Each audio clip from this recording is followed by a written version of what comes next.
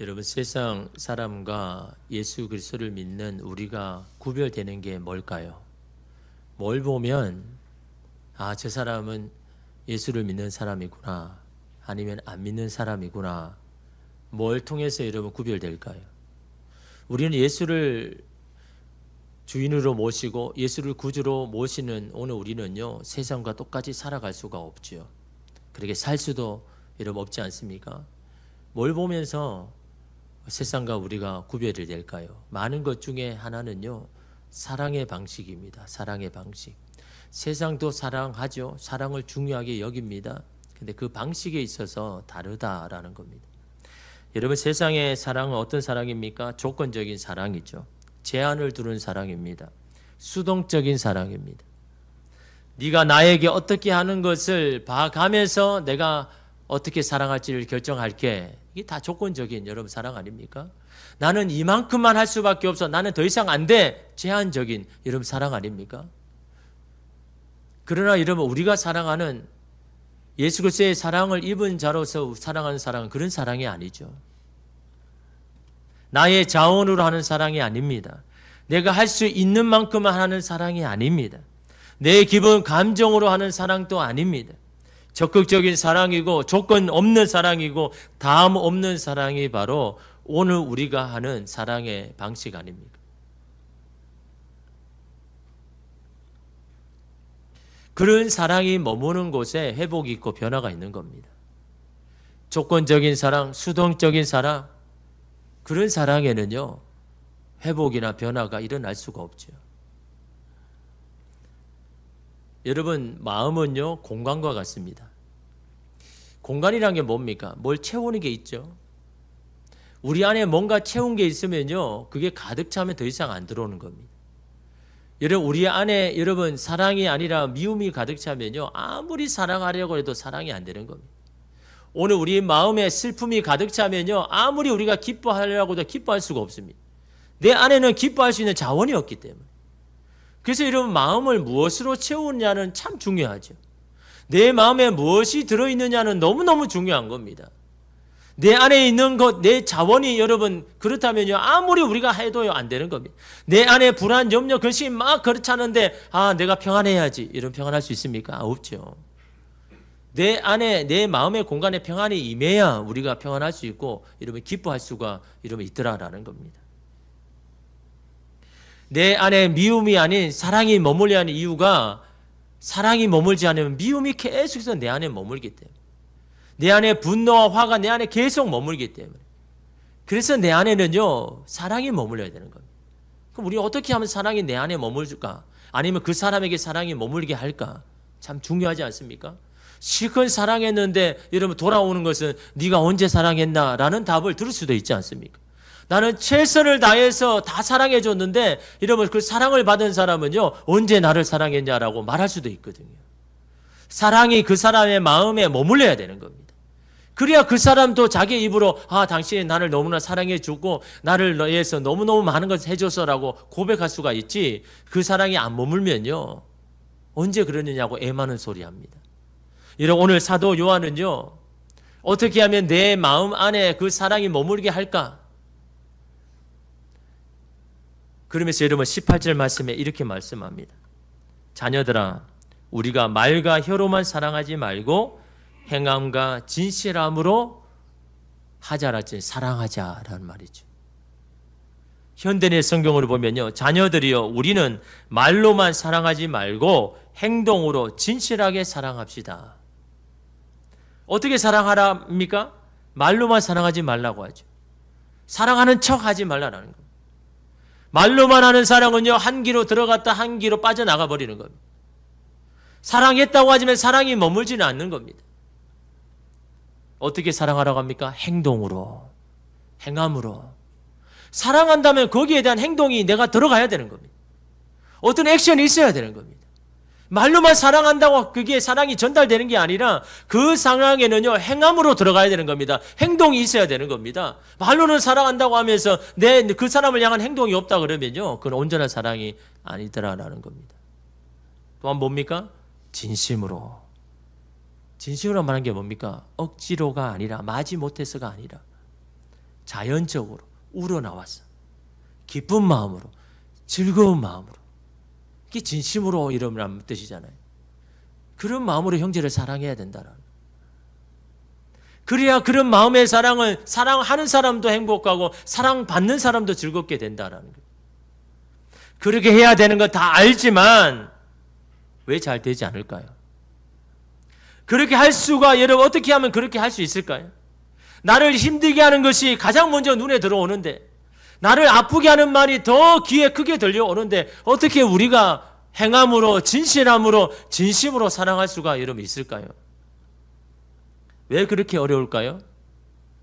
왜 그렇게 사랑하려고 해도 매번 실패할까요? 내가 가진 자원으로 하려니까 안 되는 겁니다. 내가 가진 자원으로 뭔가를 착 하려니까 안 되는 겁니다. 나의 자원이 아니죠.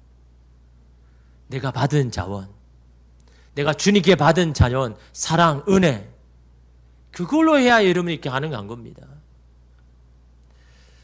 아프리카에서 31년간 선교를 하셨던 이 임은미 선교사님의 영상을 보았습니다.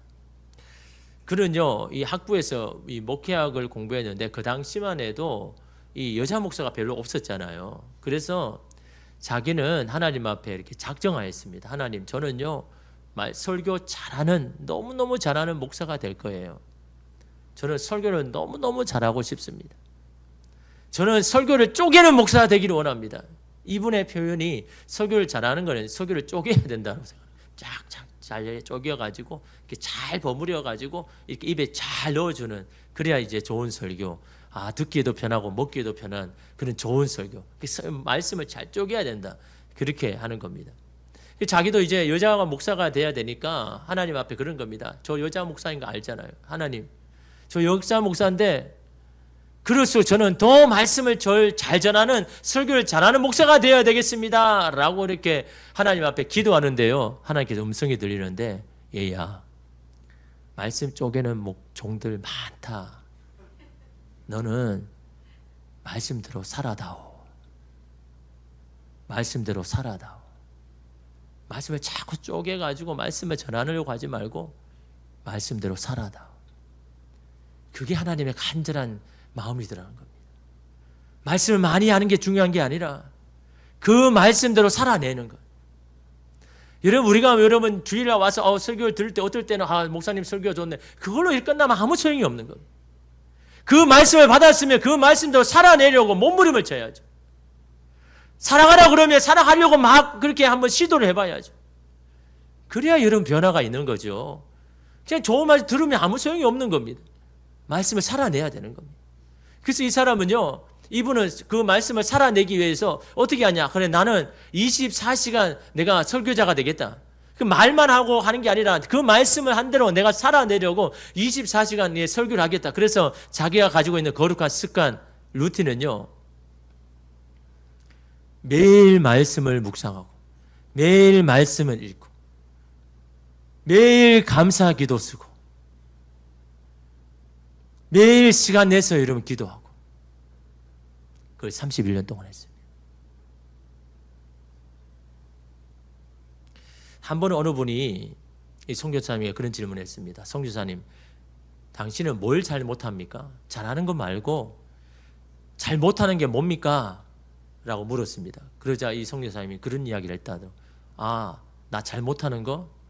죄 짓는 거 잘 못해. 죄를 짓는 걸 잘 못한대요. 그 왜 그러느냐? 아니, 누구는 죄 짓는 걸 너무너무 잘하는데 왜 당신은 죄 짓는 것을 잘 못합니까? 그 이유로 들어보니까요, 자기는 죄 지을 시간이 없다는 거. 열심히 일해야 되고 열심히 도와줘야 되고 열심히 찾아가서 격려해주고 기도해줘야 되고 열심히 말씀 읽어야 되고 열심히 기도해야 되고 열심히 말씀 묵상해야 되고 도무지 죄 지을 시간이 없다라는 겁니다. 그러면서 여러분 이런 말을 합니다. 죄를 짓지 않는 것도 중요하지만 하나님을 사랑하는 마음으로 열심히 뛰다 보면 죄의 유혹이 나를 따라오다가 허덕이게 된다는 거예요. 아니, 죄 왜 저렇게 빨리 뛰어? 죄가요.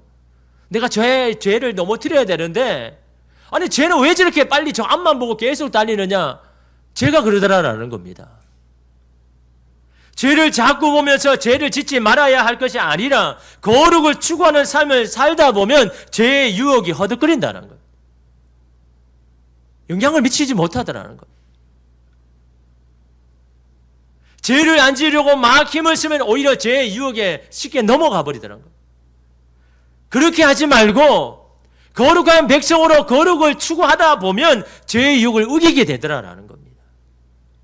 그 이야기를 듣는데 오늘 사도 요한이 그 이야기를 하고 있구나. 형제를 사랑하는 것도 마찬가지입니다. 내가 누군가를 사랑해야지 하고 하면요, 매번 넘어지고 실패합니다. 실패한 자기 자신을 보면서 또한 낙심합니다. 내가 누군가를 사랑해야지라고 보다는 내가 누구에게 사랑을 받았지, 그게 우선이다라는 겁니다. 내가 어떤 사랑을 내가 지금 받아왔지, 그걸 아는 것이 먼저라는 겁니다.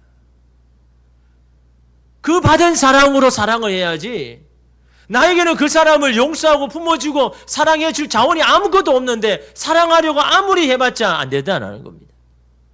내가 받은 사랑이 뭔지, 내가 어떤 사랑을 받았는지, 그걸 먼저 알고 그걸 날마다 기억을 해야 되는 거죠. 그래서 여러분 16절에 보십시오. 그가 우리를 위하여 목숨을 버리셨으니 우리가 비로소 뭘 한다고요? 사랑을 알고. 주님이 나를 위해서 죽으셨다라는 것을 내가 보고 깨달았을 때 내가 알더라는 겁니다. 왜요? 뭐를요? 하나님이 나를 사랑하셨구나. 하나님 정말 나를 사랑하셨구나. 그분이 나를 위해서 희생한 것을 내가 알 때 비로소 내가 그 사랑을 알게 되더라는 겁니다. 우리가 이로써 사랑을 알고 우리도 형제들을 위하여 목숨을 버리는 것이 마땅하니라. 형제를 위해서 목숨을 버리는 게 먼저입니까? 나를 위해서 죽으신 예수의 사랑을 아는 게 먼저입니까? 나를 위해서 죽으신 예수의 사랑이 어떠한지 아는 게 먼저고요. 그걸 알고 하나님의 사랑을 깨닫게 되면 자동적으로 하지 않아도 마음에 우러나와서 형제를 사랑하게 되더라라는 겁니다. 어떤 사랑이요? 나를 위해서 희생하신 그 사랑이 나로 하여금 사랑하게 만들더라는 겁니다. 자연스럽게 사랑하게 만들더라는 겁니다. 그 사랑이 내 안에 내 자원으로 있어야 되는 겁니다. 내가 사랑할 만하면 사랑하고 조건이 되면 사랑하는 나의 자원이 아니라 조건과 아무 이유도 없이 나를 사랑하셨던 예수의 사랑이 내 안에 충만하게 머물러야 나도 누군가를 사랑하게 되더라는 겁니다. 그 사랑으로요. 우리가 누군가를 사랑해야지, 헌신해야지, 희생해야지 아무리 그래도 여러분 잘 안 되는 이유가 바로 내 안에 그런 자원이 없기 때문에, 아니면 그 사랑을 잊어버렸거나 잊고 지내거나. 희생에 들어간 사랑은요, 가슴에 새겨지기 때문입니다. 마음에 머물리기 때문인 겁니다. 그래서 그 사랑을 부인할 수가 없는 거예요. 내 안에 내 마음에 그 사랑이 머물러 있는데 어떻게 그 사랑이 아니라고 부인할 수 있습니까? 그 사랑이 머물지 않고 자꾸 내 마음에 떠나가 버리니까 부인하는 겁니다. 하나님 언제 사랑하셨습니까? 언제 나를 도와주셨습니까? 그 이야기만 계속 하는 겁니다. 그러면서 예를 들어서 설명하잖아요. 17절에 보니까 누가 이 세상의 재물을 가지고 형제의 궁핍함을 보고도 도와줄 마음을 닫으면 하나님의 사랑이 어찌 그 속에 거하겠느냐. 거한다는 건 뭡니까? 머물겠느냐. 뭘 하면요? 재물을 너무 많이 가졌어요. 근데 주변에 보니까 이 사람이 너무 궁핍하고 힘든 겁니다. 그 사람에게 가서 위로해 주는 거죠. 하나님의 사랑. 하나님이 너 사랑하셔. 너 결코 너를 버리지 않으셔. 너 그 하나님의 사랑 믿고 견뎌 이겨내 라고 말하고는요, 자기가 가지고 있는 많은 재물 가지고 안 도와주는 겁니다. 말로만 하는 겁니다. 근데 어찌 그 하나님의 사랑이 그 속에 있겠냐, 머물겠냐. 말로만 하는 사랑, 입으로만 하는 사랑, 어찌 그 사랑이, 하나님의 사랑이 그 속에 머물겠냐. 네가 할 수 있는 것들을 가지고 도와주려고 할 때 그 사랑이 그 속에 들어가지 않느냐. 그것이 네에게 희생이고 헌신이라고 해도 그걸 가지고 해야 그 사람 안에 하나님의 사랑이 머물지 않겠느냐라고 이런 말씀하고 이런 있지 않습니까? 머물지 못한 사랑은요, 아무런 감동도 힘도 없습니다. 그러나 머물러 있는 사랑은요, 그 사람을 변화시키고 회복시키고 새롭게 합니다. 오늘 우리가에게 받은 그 사랑으로 우리가 누군가를 위해서 헌신하고 희생할 때 그 사랑이 그 사람에 맞물게 되는 겁니다. 조건적인 사랑이 아니라요. 제한적인 사랑이 아니라 내가 받은 사랑이요. 뉴욕의 어느 병원 응급실 이 당직 의사가 수기로 적은 거를요, 적은 이 책을 내용이 있습니다. 어느 날 이 응급실 당직을 쓰는데 그날 저녁 때 마침 막 환자들이 들이닥치는 겁니다. 뭐 마약 환자 아니면 뭐 알코올 환자, 교통사고 환자가 막 들어오는데 한 사람이 눈여겨 보이는데 18살 된 고등학생이요, 교통사고를 당해가지고 뇌사 상태로 들어오는 겁니다. 그 아들을 데리고 부모들이 오는데 너무너무 통곡하면서 얼마나 여러분 마음이 아프겠습니까? 여러분의 자식, 젊은 자식이 갑자기 여러분 교통사고로 뇌사 상태에 빠졌다 그러면 여러분 제정신 가질 수 있을까요? 못 가지잖아요. 그죠? 18살밖에 안 됐는데 너무너무 잘생긴, 그것도 이 미식 축구에 유명한 사람입니다. 너무너무 마음이 여러분 속상해서 부모들이 막 애타서 하지만 뇌사 상태에 더 이상 가망이 없는 겁니다. 그래서 이 부모님들이 결정했습니다. 아이의 눈과 콩팥을 기증하겠다고. 그래서 급히 병원에서 그 대상자를 찾는데, 그 밤에 찾는데 마치 그 병원 옆에 이 마약 환자를 치료하는 병동이 있었습니다. 빨리 이걸 이렇게 해야 되니까 그 사람들이 이 마약 환자 수용소에서 이 병원으로 몸이 안 좋으면 치료를 받으러 오는데, 그때 마침 그 치료를 받은 사람 중에 한 사람이 있었는데 이 사람은요, 전과가 수십 건입니다. 그리고 너무 마약에 이게 중독이 되어서 모든 장기들이 다 고장이 났습니다. 더 이상 이 손을 쓸 수 없는 그런 상태죠. 그래서 가장 위급한 사람, 그래서 그 사람을 이렇게 정해서 이 사람에게 기증을 하려고 하는데 이 인턴이 그 사람의 기적을 보니까요, 기가 차는 겁니다. 그래서 과장에게 그렇게 말했습니다. 과장님, 저런 인간 쓰레기에게 어떻게 이 젊은이의 이 아름다운 이 장기를 줄 수 있습니까? 그래서는 안 됩니다. 다른 사람을 찾는 게 낫습니다. 이건 어처구니 없는 일입니다. 왜 그 사람에게 이렇게 귀한 이 생명을 그 사람에게 줍니까? 저는 반대입니다. 그러자 과장이 그런 말을 합니다. 안 된다. 이렇게 된 것도 하나님의 뜻이다. 하나님이 하시는 일을 우리가 어떻게 기억하겠느냐?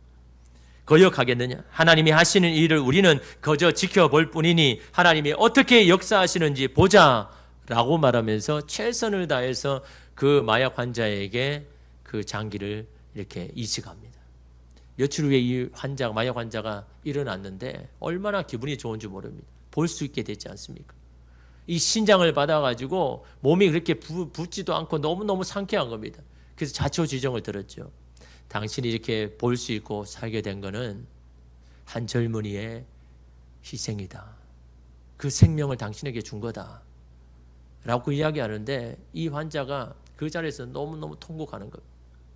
왜냐하면 자기는요, 지금까지 따뜻한 말 하나 들어본 적도 없고 누구에게나 칭찬받은 적도 없고 누구에게나 인정받지도 못한 사람이었습니다. 가정에서나 사회에서나. 그러니까 여러분, 이 사람은 어떤 사람입니까? 될 대로 되는 식으로 사는 겁니다. 그게 내가 세상에 저항하는 방법이라는 거예요. 나를 인정하지 않고 나를 품어주지 못한 이 세상을 향하여서 내가 저항할 수 있는 것은 내 육신을 그냥 내팽개치고 내 육신을 그냥 아무렇게 사는 것, 그게 내가 할 수 있는 유일한 길이라고 여러분 그렇게 생각을 여러분 한 사람이죠. 근데 여러분, 이 사람 마음에는 뭡니까? 그렇게 저항하지만요, 사랑받고 싶은, 인정받고 싶은, 누군가로부터 따뜻한 말을 듣고 싶은 그 마음이 너무너무 간절한 거예요. 그러나 현실은 할 수 없기 때문에 마음을 단절한 것이지 그 사랑이 필요 없는 것, 칭찬이 필요 없는 게 아닌 겁니다. 너무너무 간절히 원하는. 근데 자기가 받은 게 뭡니까? 이름도 모릅니다. 얼굴도 모릅니다. 왜 자기가 준지도 모릅니다. 그냥 받았습니다. 그냥 내가 살 수 있는 여러분 기회를 얻었습니다. 그래서 이 사람이요, 나 이제 살아갈 소망이 생겼더라고. 나를 위해서 희생한 저 젊은이 친구를 위해서 내가 대신 살아줘야 할 의무가 내게 생겼다라고. 그래서 그 인턴을 부르더니 당신이 다니는 교회가 어딥니까? 저도 나가야 되겠습니다. 저도 예수를 믿어야 되겠습니다. 그래서 그 교회 성도가 되고 집사가 되고 그렇게 지금 삶이 변화되었던 이야기를요, 이 하나님의 미소라는 이 제목을 가진 이 인턴이 직접 쓴 그 책에 실제 여러분 기록한 내용입니다. 한 생명이 교통사고로 죽었지만 그 눈과 신장이 폐인이 된 한 인간에게 전달될 때 그 장기만 전달된 게 아니라 그 희생의 그 사랑이 그 사람 안에 머무니까 그동안 삶을 포기했던 그 사람도 다시 삶의 소망을 가지게 되었다라는 그 이야기 아닙니까? 무엇이 미움으로 가득 찬 이 사람을 변화시킬 수 있겠습니까? 살 소망이 더 이상 없는 이 사람에게 어떻게 살아갈 수 있는 소망을 줄 수가 있겠습니까? 그 사람의 마음에 사랑이 머물렀기 때문입니다. 희생을 통한 사랑이 그 사람의 마음 가운데 있기에 살아갈 소망과 다시 희망을 갖는 것 아닙니까? 여러분, 우리 또한 놀라운 사랑을 이미 받은 사람 아닙니까? 아무런 조건도 없이, 값도 없이, 왜 내가 하나님의 구원을 받았고 하나님의 자녀가 된지 모름에도 불구하고 여러분 하나님의 자녀가 되었지 않습니까? 근데 우리는 너무나 당연하게 생각하잖아요. 그런 놀라운 사랑을 받았음에도 불구하고 하나님 이거 부족합니다. 왜 이거 안 해주십니까? 왜 이대로 안 해주십니까? 너무나 당연하게 그렇게 요청하고 있지 않습니까? 그럼에도 불구하고 왜 우리는 이런 사랑을 받았음에도 불구하고 그 사랑을 잊고 살아가는 것일까요? 왜 그 사랑을 의심하며 불평하는 것일까요? 그 이유가 뭘까요? 여러분, 인간의 특성 중에 이런 게 있습니다. 나의 노력이나 수고나 비용이 들어간 그거는요, 잊어버리지 않습니다. 기억하죠. 그래서 뭐라고 이야기합니까? 야, 내가 너에게 어떻게 했는데? 너 기억 안 나? 내가 너에게 뭘 해주었고 뭘 해주었고 근데 어떻게 네가 나에게 이렇게 할 수가 있어? 라고 그렇게 이야기하죠. 근데 상대방이 뭐라고 합니까? 언제 그랬냐고. 다 잊어버립니다. 근데 준 사람은 알죠. 받은 사람은 모르고. 이게 이러면 사람인 겁니다. 근데 이러면 뭔가를 누군가에게 공짜로 받았습니다. 받았을 때는 감동이 있죠. 야, 어떻게 저렇게 아무런 조건도 없이 나에게 줄까? 근데 금방 잊어버리잖아요. 그건 언제 너 사랑했니? 언제 나를 또 도와줬니? 애 많은 소리를 하죠. 이러면 이게 인간인 겁니다. 받은 사랑을 여러분 날마다 기억하면요, 얼마나 그게 큰 은혜이고 힘일까요? 내가 이렇게 많은 사랑과 이런 많은 은혜를 내가 받았구나라는 걸 내가 내 마음속에 그게 기억하고 있다 그러면요, 그것이 얼마나 우리를 부유하게 할까요? 근데 우리는 왜 그렇게 잘 잊어버릴까요? 한 젊은 부부가 있습니다. 30대 초반인데요. 신랑은 20살 초반에 4층 베란다에서 이불을 덜다가 떨어져서 하반신이 됐습니다. 병원에서는 다시 당신이 걸을 수 있는 확률은 5%밖에 안 됩니다. 이제 20대 초반인데. 여러분, 그걸 바라보는 부모가 얼마나 마음이 속상하겠습니까? 그 아들 살리려고 막 전국 백방으로 다니면서 내 아들을 걸을 수 있게만 한다면 모든 걸 다 그냥 소비해도 괜찮다고. 그래도 여러분 이게 안 되는 겁니다. 그래서 이 청년이 죽기 살기로 재활에 머물렀습니다. 그게 10년입니다. 10년이 지나고 나니까 이제 조금 걸을 수 있습니다. 감각이 돌아와서 걷는 게 아니라 10년 동안 훈련, 연습을 통해서 그냥 무의식으로 그냥 걷는 거죠. 그래도 여전히 통증이 오면 걸을 수 없고 휠체어를 차야 되는. 근데 신부는요, 키가 굉장히 크고 굉장히 예쁩니다. 대한항공 승무원으로 있었는데, 근무를 했는데 뜻하지 않게 발목에 상처를 입었는데 거기에 감염이 되어서 루푸스 병을 얻는. 자기가 원하지도 않은 거잖아요. 나는 열심히 자기가 주어진 그거 가지고 열심히 막 했는데 뜻하지 않게 내가 그 루푸스 병, 희귀 질환을 내가 앓는 겁니다. 한 번씩 발작이 오면 막 숨이 막히고. 이 사람은 굉장히 적극적이고 외향적인 사람인데 밖에 막 나가야 되는데 햇빛을 많이 보면 더 심해지니까 한번 나가려면 온몸을 다 꽁꽁 싸매야 나갈 수 있는 겁니다. 루푸스 환자도 증상이 다 다르니까 이 사람은 햇빛이 너무 약한 겁니다. 한번 나가려면요 온몸을 다 꽁꽁 싸매야 돼요. 나가는 게 얼마나 힘들까요?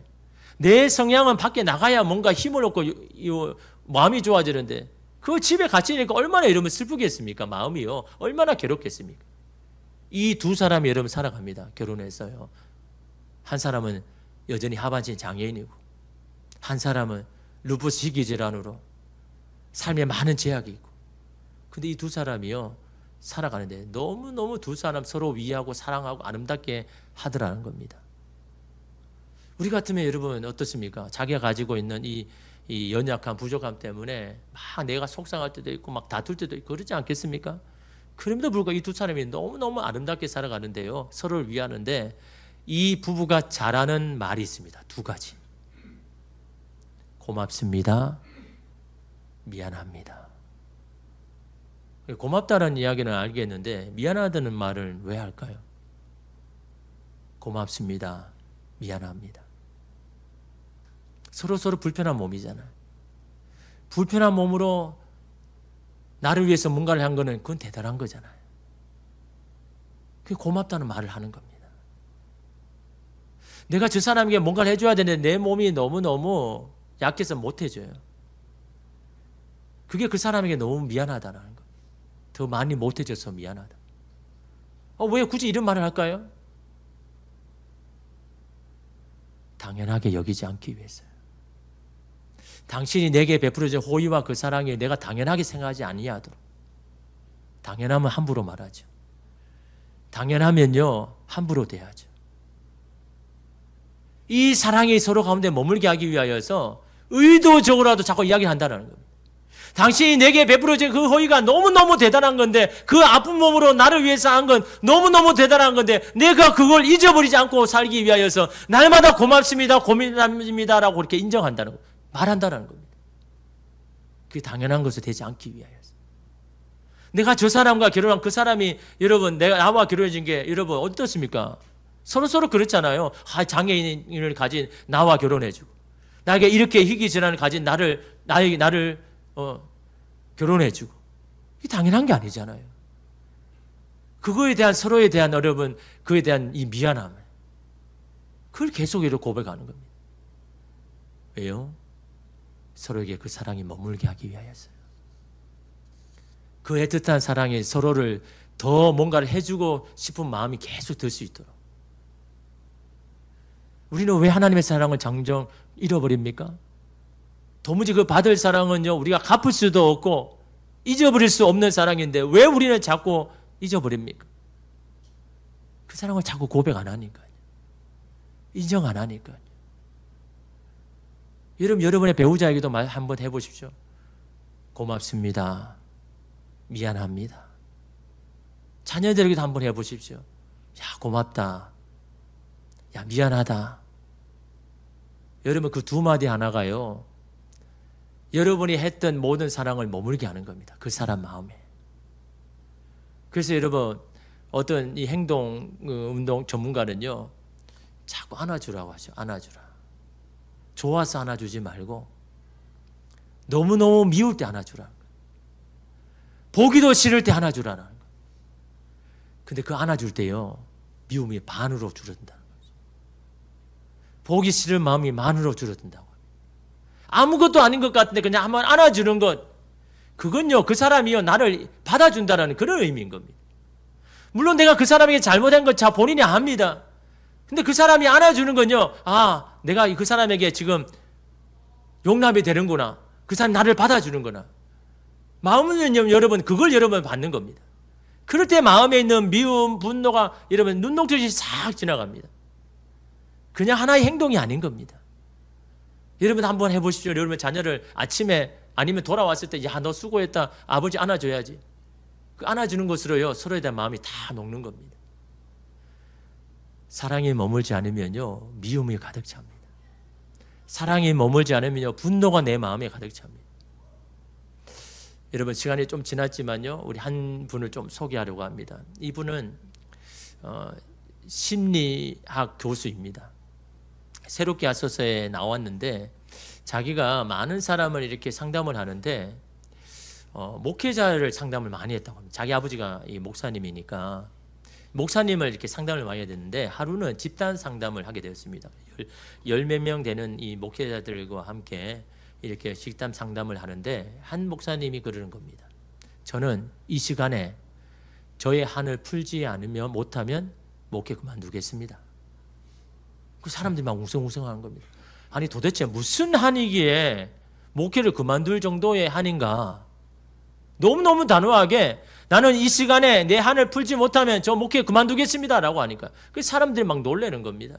그 사람들이 묻는 거죠. 도대체 무슨 한이기에 이 목회를 그만두려고 하느냐 라고 하니까요. 그분이 자기의 한은 아버지를 죽이지 못한 한.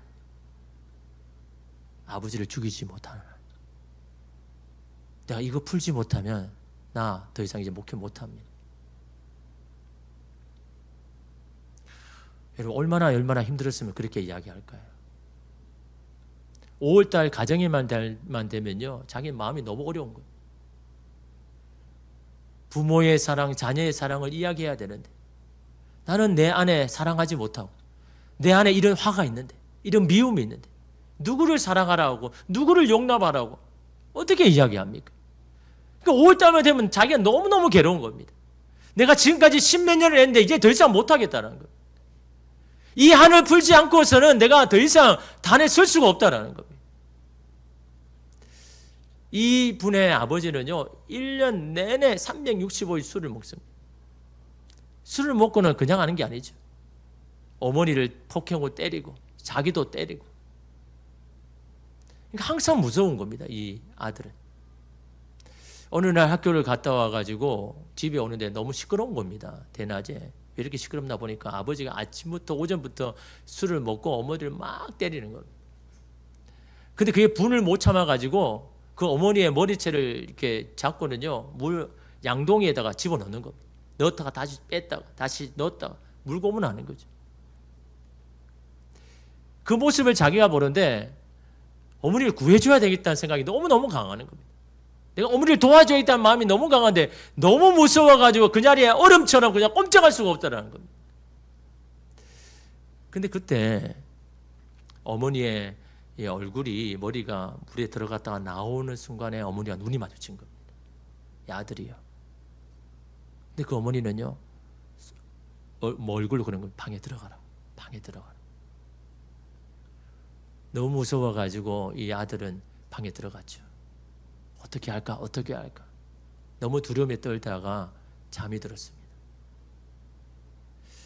근데 누가 잠을 깨우는 겁니다. 보니까 어머니인 겁니다. 10,000원짜리 종이 하나를요 고이고이 접어가지고 자기 손에 딱 주고는 나가는 겁니다. 그때 다시 잠이 들었는데 밖에 너무 시끄러운 겁니다. 나가보니까 어머니가 스스로 목숨을 끊은 겁니다. 자녀 보는 눈에서 그렇게 자기가 너무너무 비참하고 그런 모습이 더 이상 나는 살 수가 없다는. 그 자기의 전 재산 그 10,000원을 아들에게 주고요. 여러분 그러니까 그 아들이 어떻게 살 수가 있겠습니까? 그 마음의 한이 어떻게 여러분 씻을 수가 있겠습니까? 그 마음 미움을 가지고 여러분 사니까요. 결혼해도 부모 아내와도 관계가 안 좋은 겁니다. 자식과도 관계가 안 좋은 겁니다. 목회를 해도 내 안에 이 한이 안 씌워지니까 할 수가 없는 겁니다. 너무너무 답답해가지고 내가 이 한을 풀지 아니하면 나는 더 이상 목회를 못합니다. 여러분 그 영혼이 얼마나 불쌍합니까? 얼마나 불쌍합니까? 그 사람도 여러분 아버지의 사랑을 간절히 원한 거잖아요. 가정이 너무나 평화했으면 좋겠고 그 안에서 자기도 잘하고 싶지만 그렇지 못한 그 상황 가운데 얼마나 여러분 마음에 한이 있겠습니까? 그 이야기를 듣던 많은 사람, 그 목회자들이요. 너무너무 마음이 아픈 겁니다. 그 한을 풀지 못해가지고 아직도 저렇게 이러면 있으니까요. 그래서 한 사람이 그 아버지의 역할을 한 겁니다.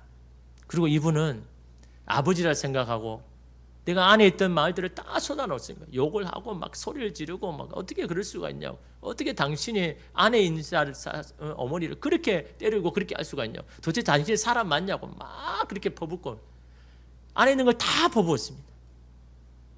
그 상대를 맡았던 그 아버지는요, 그 자녀의 그 사람의 마음으로 너무너무 아파서 안아줬습니다.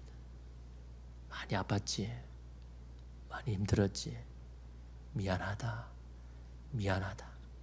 그 말이에요. 그 목사님 완전히 마음이 무너져가 통곡하면서 울었습니다. 여러분, 미움이 가득 차면요, 사랑이 들어올 자리가 없습니다.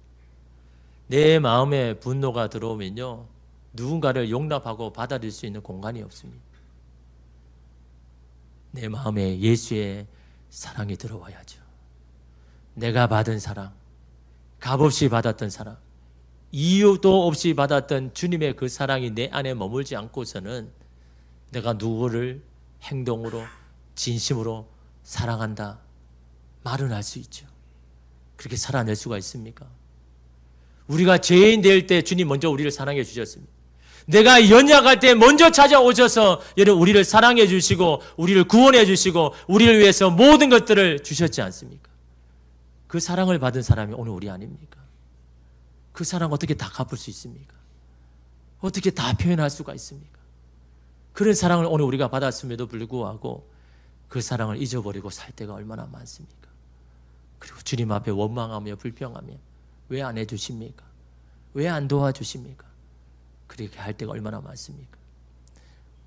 오늘 우리 시간, 오늘 받았던 그 사랑 한번 여러분 기억하시고 받을 사랑만 계수하지 말고 이미 받았던 사랑을 오늘 주님 앞에 고백하며 주님, 오늘 우리가 이렇게 많은 사랑을 받았습니다. 이 은혜를 받은 사람입니다. 하나님, 이 은혜를 어떻게 갚을 수 있습니까?